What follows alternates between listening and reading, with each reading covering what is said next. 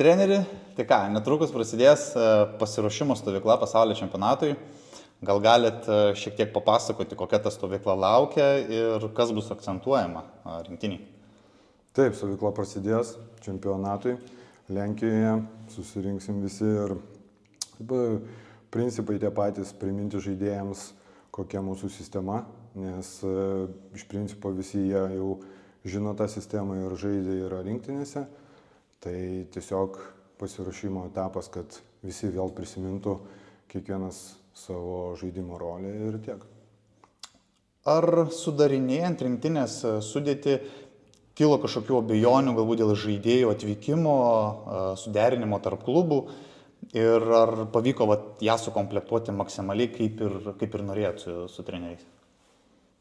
Taip, viskas pavyko taip, kaip norėjom. Be abejo, visada kyla klausimų dėl atvykimo, bet viskas išsisprendė ir visi atvyksta. Jaunimas užaugo, didžioji dalis žaidžia jau ir vyrų lygmenyje, ir aukščiausiose jaunimo lygose, bet kaip pats vertinate tokį rinktinės narių progresą ledo ritulyje?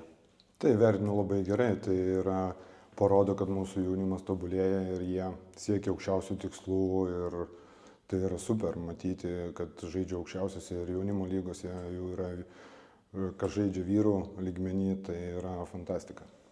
Dar šiek tiek norėčiau sugrįžti prie pirmo klausimo, kalbant apie pasiruošimo stovyklą.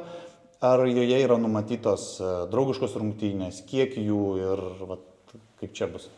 Taip, numatytos draugiškos varžybos, mes dėl to renkamės pradžioj savaitės. Turėsim keletą dienų treniruočių, po to varžybos draugiškos su Lenkijos rinktinė ir jau po to skrisim į Italiją. Ir pabaigai norėčiau paklausti, kaip keičiasi ir ar keičiasi pačių žaidėjų rolės atvykus iš klubų, lyginant rinktinę ir klubus. Ir gal turit kažkokių pavyzdžių, kaip tas atrodo?